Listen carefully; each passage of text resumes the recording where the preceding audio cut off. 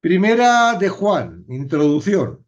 Juan se supone que estaba en Efesos durante la época en que esta epístola fue escrita y que el anciano apóstol supervisaba muchas iglesias en la región de adyacente. Como Pablo ya había predicho, habían surgido falsos maestros influenciados por las corrientes religiosas y tendencias filosóficas del día. Esos herejes estaban contagiando las iglesias con falsas doctrinas. Esas enseñanzas herédicas representan las etapas iniciales de la virulenta herejía conocida posteriormente como gnosticismo, que se desarrolló en el siglo II y planteó una gran amenaza para la verdad. El gnosticismo, que tiene que ver con el conocimiento, era una mezcla de varios sistemas de pensamientos pagano, judío y casi cristiano. Influido por la filosofía griega, en especial de Platón, el gnosticismo enseñaba que la materia era intrínsecamente mala y que el espíritu era bueno. Ese dualismo filosófico llevó a los falsos maestros confrontados por Juan a aceptar algunas formas de deidad de Cristo, pero a negar su humanidad. Según ellos, Cristo no pudo haber tomado un cuerpo físico, ya que la materia era mala. La negación de la encarnación en el gnosticismo toma dos formas básicas. El dualismo filosófico del gnosticismo también les hacía ser indiferentes a los valores morales y a la conducta ética. Para ellos el cuerpo era simplemente la prisión en la cual el espíritu estaba encarcelado. Por tanto, el pecado cometido en el cuerpo no tenía relación ni efecto sobre el espíritu. Sin embargo, así declaró Juan enérgicamente: si decimos que no tenemos pecado, nos engañamos a nosotros mismos. Y la verdad no está en nosotros. Si decimos que no hemos pecado, le hacemos a él mentiroso y su palabra no está en nosotros. Al igual que cualquier pastor, Juan no podía permanecer cruzados de brazos mientras a su pueblo lo agredían con las mentiras satánicas que proclamaban los falsos maestros.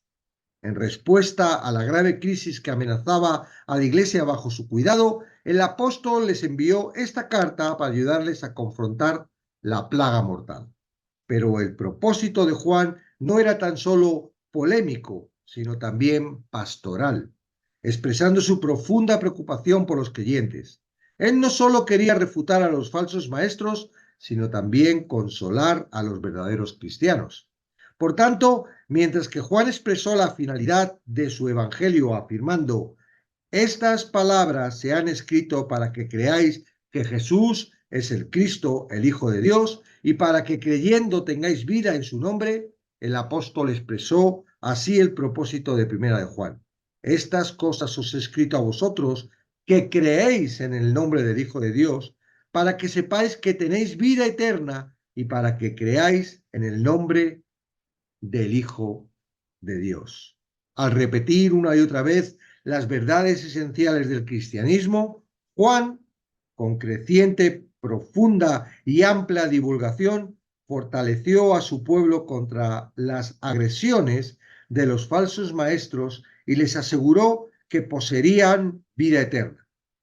Primera de Juan se mueve en especial a través del equilibrio bíblico de la verdad, la obediencia y el amor. Amén.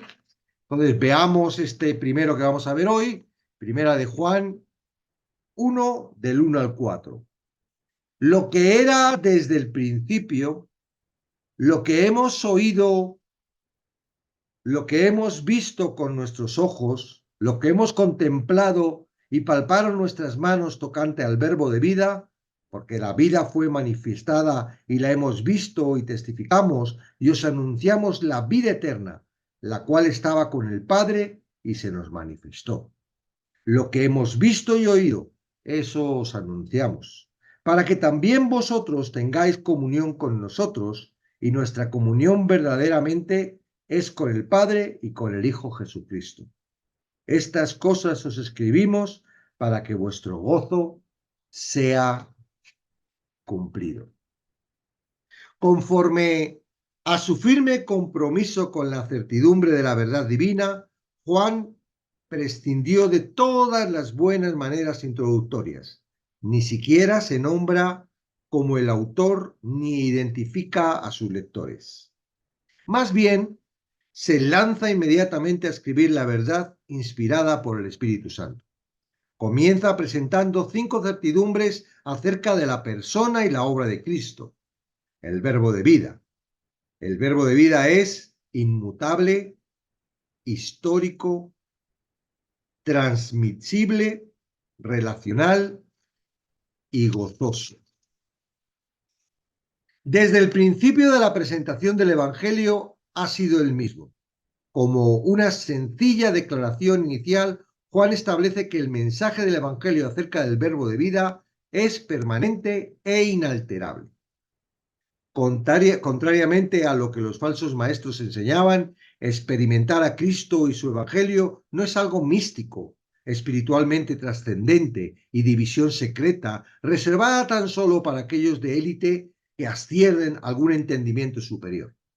Juan manifestó a sus lectores, incluso a quienes eran jóvenes en su fe, que podían comprender la verdad actual e histórica acerca del verbo de vida, la persona y la obra de Jesucristo como se proclama en el Evangelio. Juan enumeró 4 maneras en las que de veras había percibido al verbo de vida con sus sentidos. Primero, había oído hablar al Señor. Segunda, también lo había visto. Tercera, reforzando la verdad de que había visto realmente a Jesús, Juan añadió el término hemos contemplado. Por último, Juan expresó a sus lectores que sus manos palparon al verbo de vida. El apóstol Juan sabía que el asunto de comunicar al verbo de vida no era una opción, sino un mandato. El contenido del mensaje no debía ser atesorado, sino que su verdad inmutable se debía declarar en todo el mundo. Después de oír, ver y tocar al Señor, da testimonio de Él. Tras recibir una comisión, predica el Evangelio con autoridad, porque el mensaje cristiano no es una especulación filosófica, ni una sugerencia tentativa, ni una modesta contribución al pensamiento religioso, sino una afirmación dogmática por parte de aquellos cuya experiencia y comisión los calificó para llevar a cabo. Juan predicó al verbo de vida para que todos los creyentes se dieran cuenta de que tienen comunión, una auténtica relación con Jesucristo y con los compañeros creyentes. El objetivo de la predicación del Evangelio es producir fe que descanse en Cristo. Quien cree en Jesús para salvación entra en una comunión genuina con el Padre, con su Hijo Jesucristo y con el Espíritu Santo. Juan predicó al verbo de vida para que todos los creyentes se dieran cuenta de que tienen comunión, una auténtica relación con Jesucristo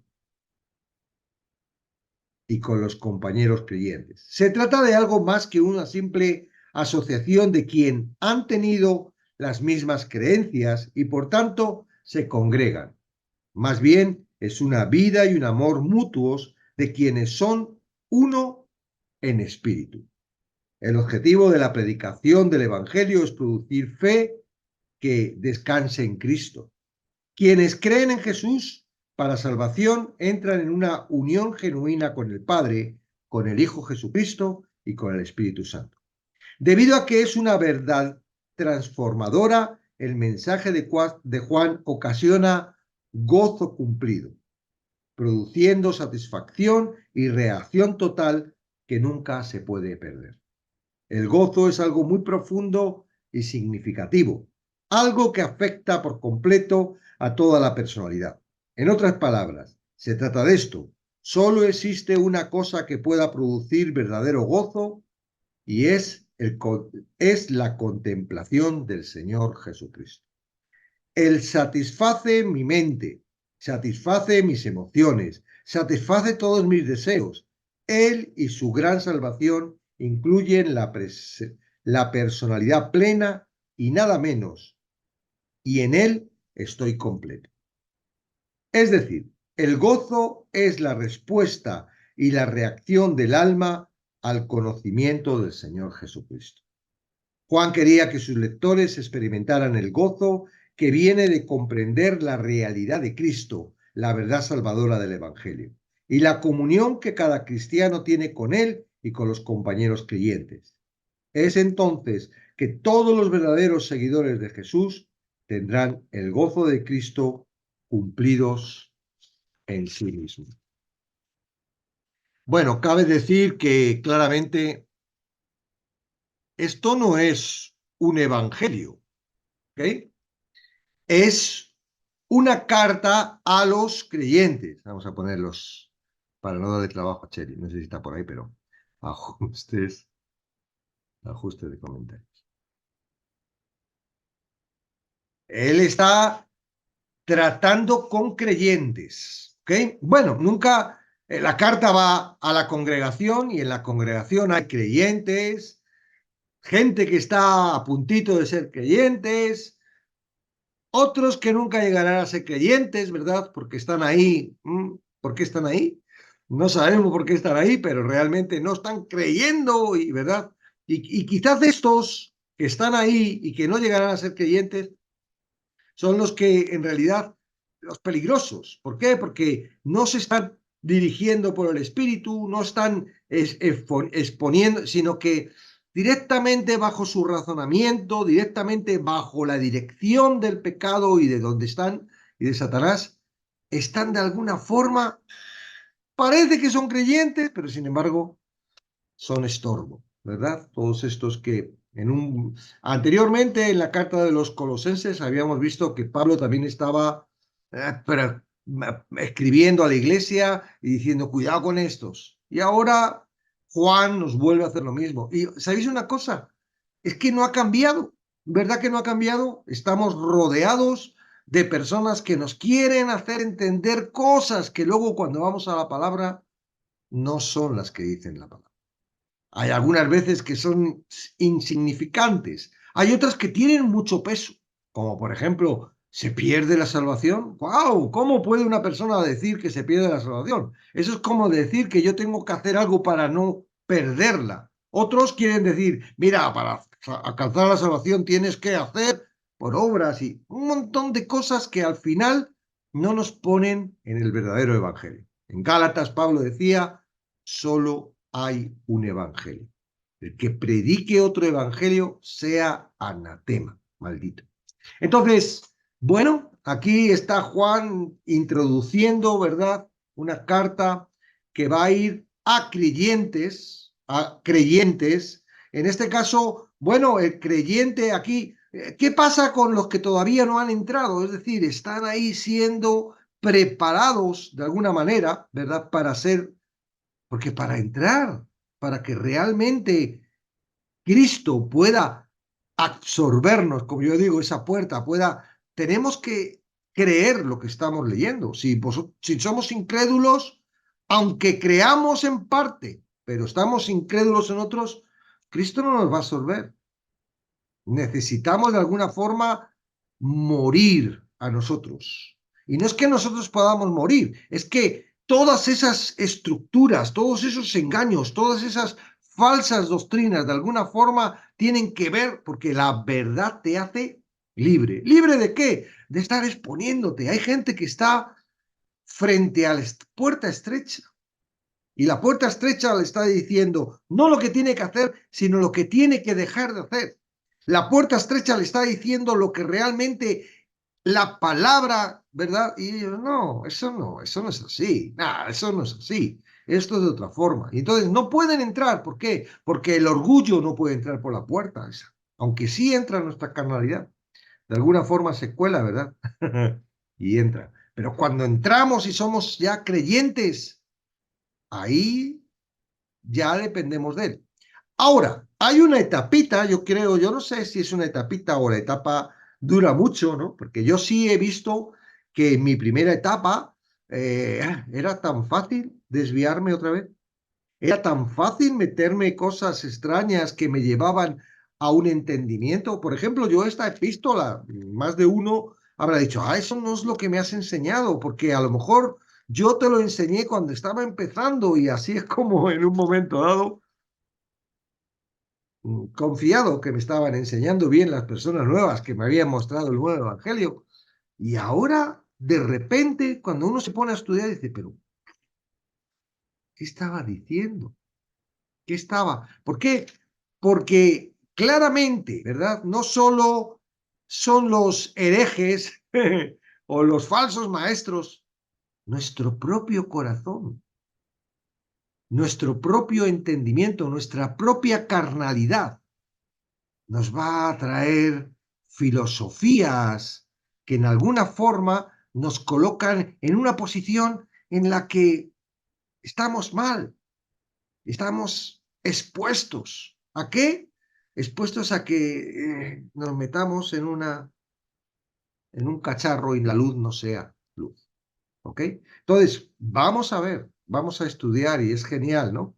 Cómo Juan va a abrirnos. De momento ya lo ha abierto. Mira, el que lo está contando oyó, vio, experimentó, tocó, se apoyó en el pecho de Jesús. Vio los milagros, vio cómo le crucificaban, vio cómo moría, vio cómo resucitó, vio cómo ascendía.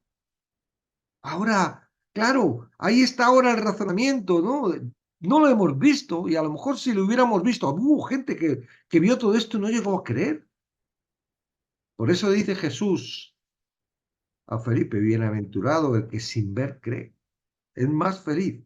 Ahora él es el testimonio y él empieza diciendo, mira, yo no te voy a contar cosas extrañas que te están contando otros. Muchos de los que cuentan, Jesús es un profeta, Jesús no es Dios, Jesús, no son Juan.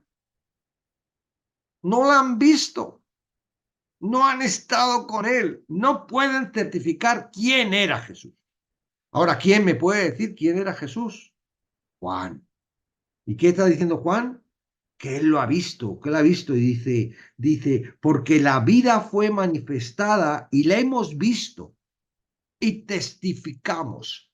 Ahora sucede algo, yo digo, es una maravilla, ¿verdad? Es algo increíble. Cuando la salvación viene a tu vida, te conviertes en Cristo. Cuando tú te conviertes en Cristo, no es algo que tú has hecho, ¿verdad? No es que yo, con mis fuerzas, con mi habilidad, he hecho un estudio, he hecho tantos años, me he esforzado. No, la salvación viene por gracia y viene tanto al listo como al tonto, aquel que está dispuesto a creer a Dios. Y la fe de Dios llega a él y le, ¡fum!, y le absorbe y le lleva al reino. En ese momento que hay una nueva naturaleza. Esta nueva naturaleza, hay una fe que no es nuestra fe, es la fe que pone en nosotros, que nos hace creer. Y ahora desde ese momento nosotros nos convertimos en creyentes. Y al convertirnos en creyentes, nos convertimos en testigos. ¿De qué? De lo que estamos experimentando. Yo ahora no estoy hablando de lo que experimentó Juan. Yo ahora experimento de lo que yo estoy experimentando. Yo sé cómo ha sido mi vida hasta hace 5 años y cómo es mi vida ahora. Y es cierto que utilizamos el testimonio, ¿verdad?, para querer hablar de Dios. No, tú tienes que utilizar la palabra y el testimonio de Cristo, pero basado en tu testimonio, en tu seguridad.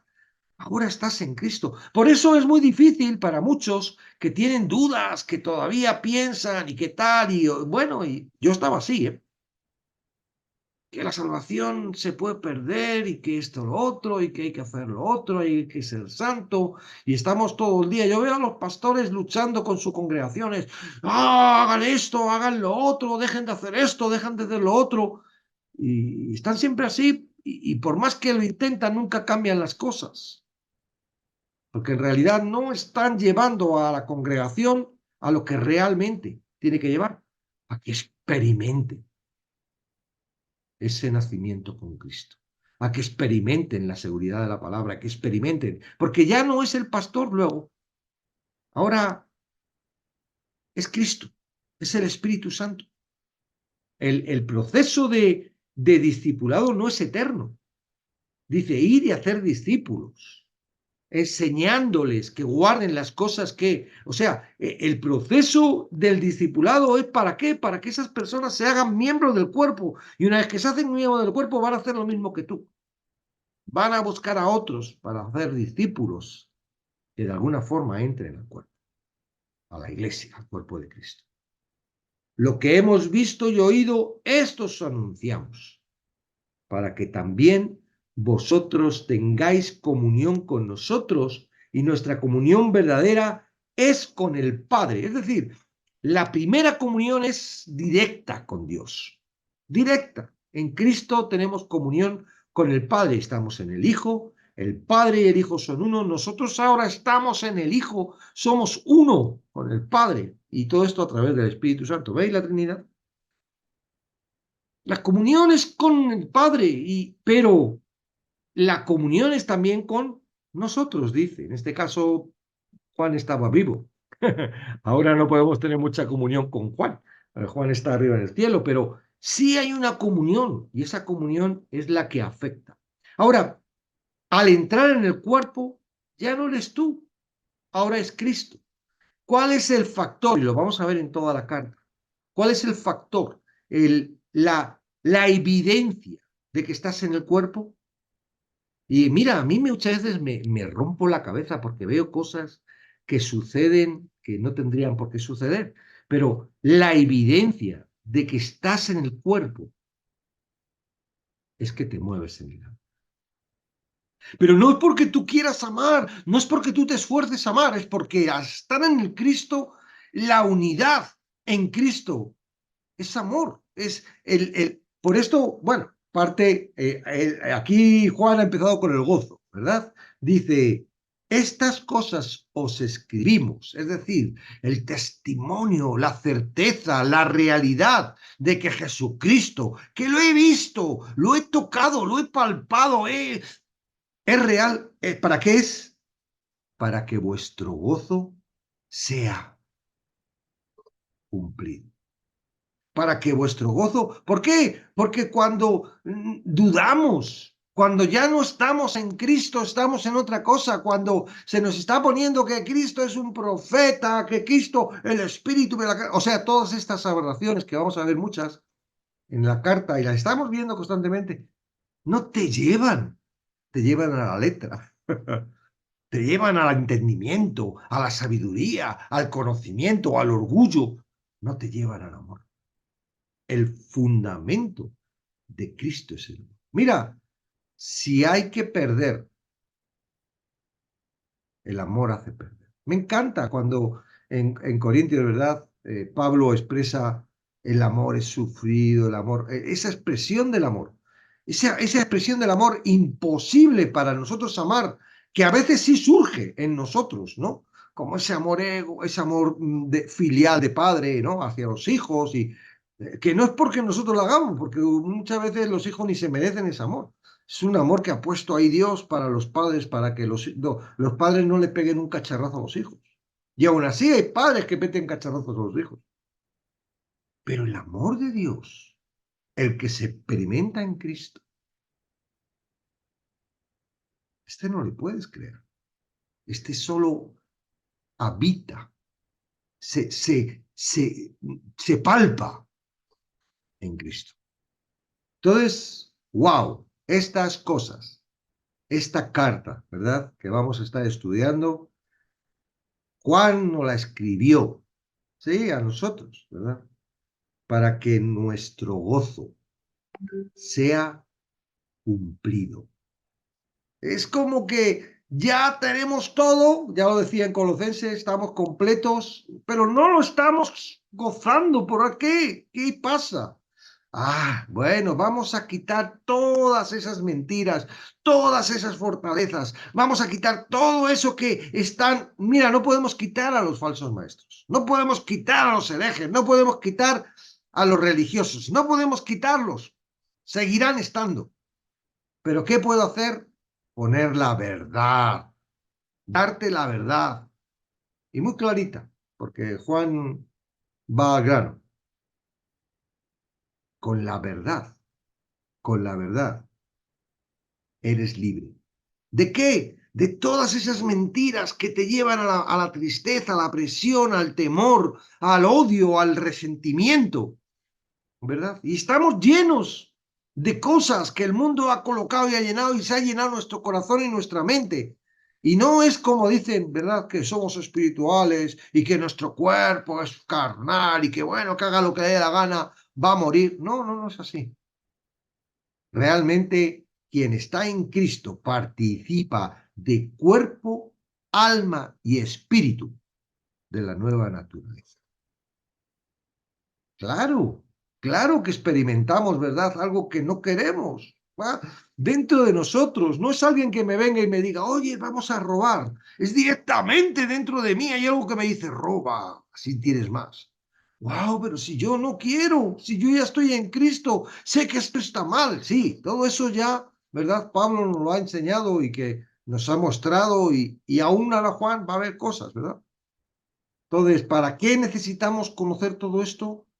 Para que no nos engañen, para que cuando vengan y nos digan, mira, esto es así, así, así, digas, oro por ti, hasta que, para que te des cuenta, porque yo ya he encontrado la verdad, ya soy libre, ya soy libre, me muevo en el amor.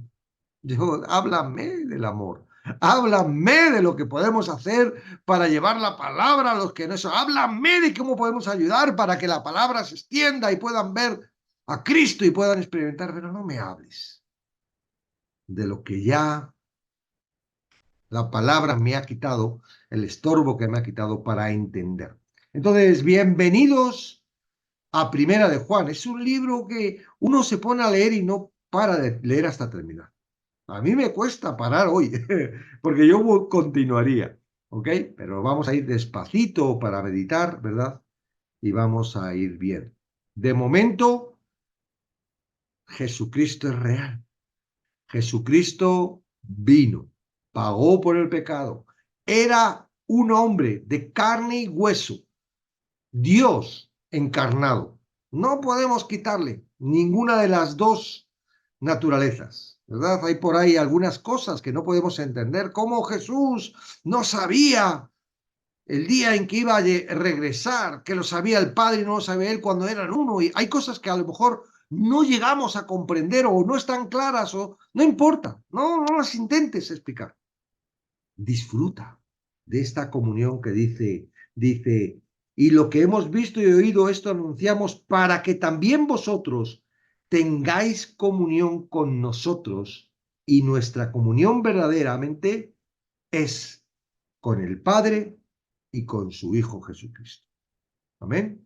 Entonces, disfrutemos, ¿verdad? De esto y no queramos darle a nuestra y, yo diría la curiosidad, ¿verdad? Dice, hay un refrán aquí en España que dice que la curiosidad mató al gato.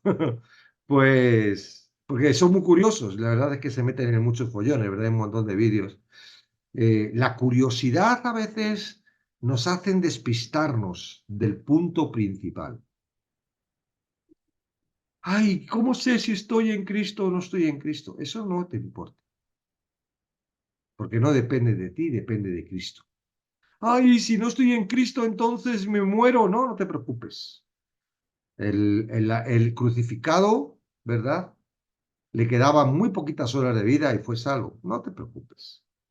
A lo mejor sí, a lo mejor aguantas el camino ancho y llega un momento en el que en las puertas de la muerte dices, wow, qué tonto he sido, y te das cuenta de quién es Cristo, de quién eres tú, y entras. O, a ver, o no, o realmente encuentras la palabra y de repente empiezas a tener ese calor. Y no es un calor físico, es ese gozo que no se puede entender. Es un gozo inefable. No sé cómo es eso, pero es un gozo que dices, está la tormenta, me están cayendo rayos, pero sigo con gozo. Y no tiene que ver con las circunstancias de la vida, no tiene que ver con lo que soy, no tiene que ver con lo que hago, no tiene que ver con lo... Tiene que ver en Cristo y la seguridad que me da estar ahí, ¿verdad? De lo que soy con Él. Entonces, y no es algo que yo haya entendido, es algo que ha venido, ¿verdad? Es un regalo, es un don, es dado por Dios. Amén. Entonces, bueno, muy interesante para poder empezar este Evangelio de Juan, esta presentación, que no se presenta Juan. Hay dos libros que no tienen, no saben, no se sabe exactamente a ciencia cierta quién lo escribió, aunque esa claramente se supone, y son Hebreos y Primera de Juan.